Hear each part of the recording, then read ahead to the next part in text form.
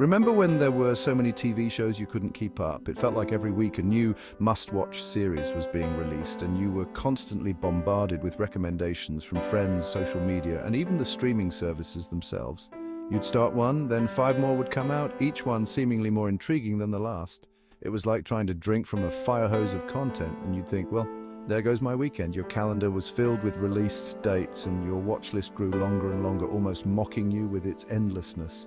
That, my friends, was the golden age of peak TV, a time when it seemed like every network and streaming service was competing to produce the next big hit, the next cultural phenomenon. It was like a content buffet, except you were constantly being served more food than you could possibly eat, and the variety was staggering. There was something for everyone, no matter your taste or preference. And also, the food was television shows. You'd binge watch one series only to find yourself immediately diving into another with no end in sight. Sadly, those days are coming to an end. The era of endless content and overwhelming choices is fading away, and we're entering a new phase. We're now entering the post-peak TV era. This new era is marked by a shift in priorities, both for viewers and for the companies that produce the content we love. This doesn't mean good TV is gone, far from it. There will still be amazing shows that capture our imaginations and keep us glued to our screens. It just means the days of media companies throwing money at anything with a script are over. Budgets are tightening, and there's a greater focus on making sure each project is worth the investment. Think of it like this. Imagine you have a friend who wins the lottery. At first, they go on a spending spree, buying all sorts of extravagant things. You know that friend who wins the lottery and buys a solid gold jet ski. At first, it's exciting. It's all about the thrill of having so much money to spend. But eventually, even they realize they could have used that money for something a bit more sensible. They start to think about long-term investments and making their money last. The post-peak TV era is all about finding that sense of sensibility. It's about making smarter choices and focusing on what truly matters. It's about quality over quantity. Instead of churning out endless content, the focus is now on creating fewer but higher quality shows that can stand the test of time. And honestly, that's probably good news for everyone. It means we can spend more time enjoying the shows we love rather than feeling overwhelmed by the sheer volume of content, especially your poor, overwhelmed watch list. Now you can actually get through it, savoring each show without the pressure of an ever-growing list of new releases. Remember that gold-plated jet ski? The one that seemed like the ultimate symbol of luxury and excess? Turns out it wasn't a great investment. It was flashy, sure, but not exactly practical or sustainable in the long run. Media companies are starting to realize that maybe, just maybe, endlessly increasing content spending wasn't the most sustainable business model. They poured millions into new shows, movies, and exclusive deals, hoping to capture every possible viewer. Who knew? The idea that more spending would automatically lead to more success is being questioned. The result? Content spending growth is slowing down. Companies are becoming more cautious, more strategic. It's not a nosedive, more like a gentle tap on the brakes. They're not stopping, just slowing the pace. But it's definitely a shift from the wild spending spree of the past few years. The days of throwing money at every new idea are over. Think of it like this. Remember when you first moved out of your parents' house and had your own grocery budget? You were excited, maybe even a bit reckless. You probably went a little crazy at first, buying everything in sight. Snacks, gourmet items, things you didn't really need. But then reality set in and you learned to prioritize. You started making lists, planning meals and cutting out the unnecessary extras. That's what's happening with content spending.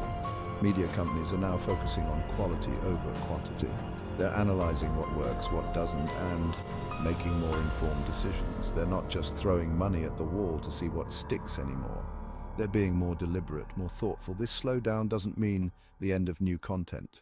Far from it. It means a more sustainable approach, one that could lead to better, more engaging content in the long run. So while the era of extravagant spending might be winding down, the future of content creation looks promising. It's about finding that balance, just like you did with your grocery budget. The industry is evolving, learning from its past, and moving towards a more sustainable future, and that's something we can all look forward to. So, Content spending is slowing down. This isn't just a minor dip, it's a significant shift in how media companies are allocating their resources. The landscape is changing and everyone is feeling the impact. But that doesn't mean everyone's reacting the same way. Each company has its own strategy, its own way of navigating these turbulent times. In fact, media companies are taking pretty different approaches, kind of like how some people panic during an earthquake while others just make a sandwich. It's fascinating to see the variety of responses. Some companies are slamming on the brakes, cutting costs, and maybe even laying people off. Never a good look, by the way. These companies are in survival mode, trying to weather the storm by conserving as much as possible. Others are cautiously tapping the brakes, slowing down their spending, but not making any drastic moves. They're taking a more measured approach, hoping to maintain stability without sacrificing too much. And then there are the daredevils who are actually hitting the gas pedal, increasing their content investment. These companies see an opportunity to stand out and capture market share, while others are pulling back. It's a mixed bag out there, folks. The strategies are as diverse as the companies themselves, each one betting on a different outcome. And honestly, it's too early to say who's got the right strategy. The market is unpredictable, and what works for one company might not work for another. It's like trying to predict the winner of a marathon after the first mile.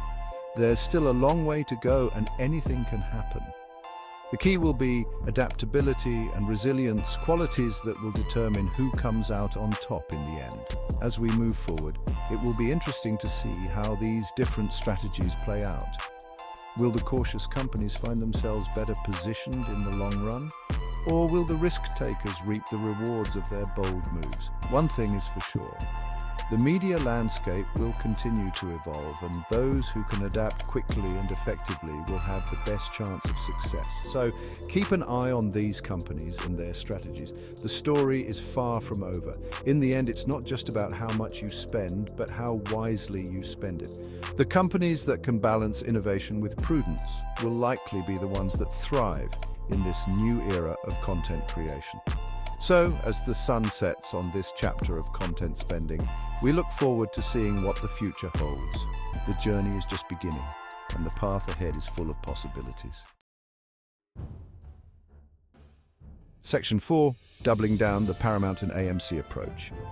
While some companies are cutting back, others are going all in. Take Paramount and AMC, for example.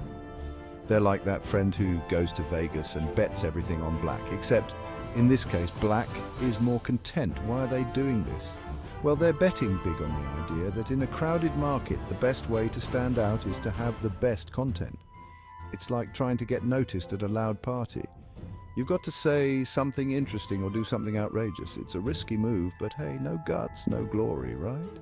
Or, as they say in the gambling world, let it ride. Section 5, Beyond Borders, Global Distribution in a Post-Peak World. Remember when watching TV meant flipping through channels with commercials for local car dealerships? Those days are as gone as Blockbuster. We live in a globalized world, people, and that means content is no longer confined by borders. Today, a show made in South Korea can be a global sensation overnight. This opens up a whole world of opportunities for media companies. They're no longer limited to their local audiences. They can reach billions of viewers worldwide. Of course, it also means more competition, but hey, isn't competition the spice of life? Or at least that's what people who like spicy food say.